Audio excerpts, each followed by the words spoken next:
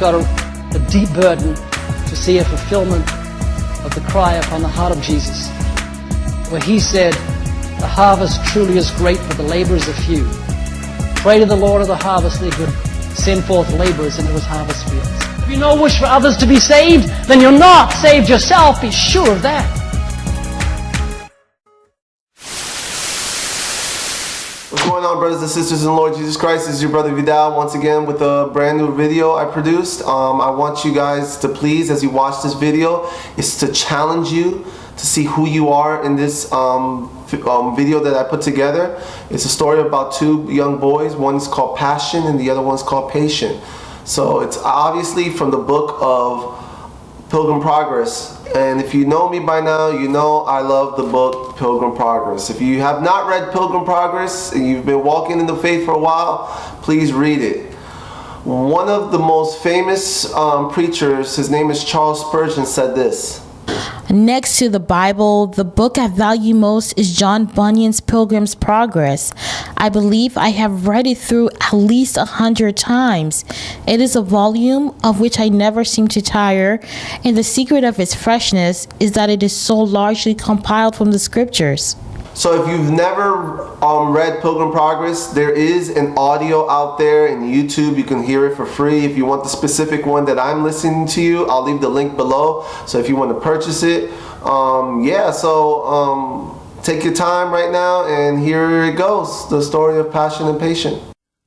Moreover, I saw in my dream that the interpreter took Christian by the hand and led him into a little room where sat two little children, each one in his chair. The name of the eldest was Passion, and the name of the other, Patience. Passion seemed to be very discontented, but Patience was very quiet. Then Christian asked, "Why is Passion discontented?" The interpreter answered, "Their governor would have him wait for his best things until the beginning of next year. But Passion wants them all now. Patience, however, is willing to wait." Then I saw that one came to Passion and brought him a bag of treasure, and poured it down at his feet, which Passion then took up rejoicingly, and laughed Patience to scorn. But I watched, and it was not long before he had spent it all lavishly, and had nothing left but rags. "Explain this matter to me more fully," said Christian. "These two lads are figures," said interpreter. "Passion represents the men of this world, and Patience the men of that which is to come. As you have seen, Passion will have all now, this year, that is to say, in this world. So are the men of this world, who must have all their good things now. They cannot wait until next year, that is, until the next world, for their portion of good. That proverb, 'A bird in the hand is worth two in the bush,' is of more authority with them than are all the divine testimonies about the good of the world to come. But as you saw, he quickly wasted all and had nothing left except rags. So will it be with all such men at the end of this world." Christian said, "Now I see that Patience is the wiser in many ways. First, because he waits for the best things, and second, because he will have the glory when the other has nothing but rags."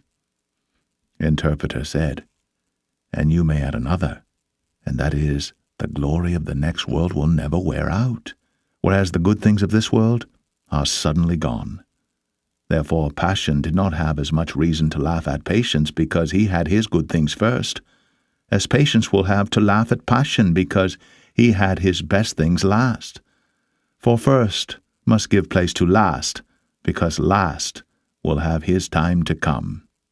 But last gives place to nothing, for there is not another to succeed. He therefore who has his portion first must have a time to spend it, but he that has his portion last must have it lastingly.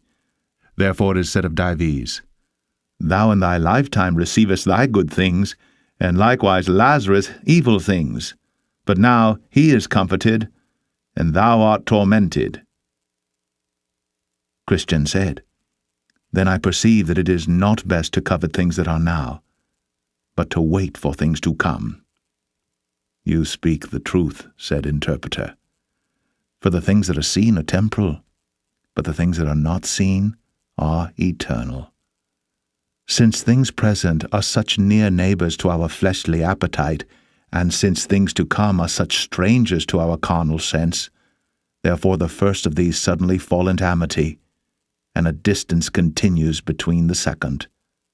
I once was lost in darkest night, yet thought I knew the way. The sin that promised joy and life had led me to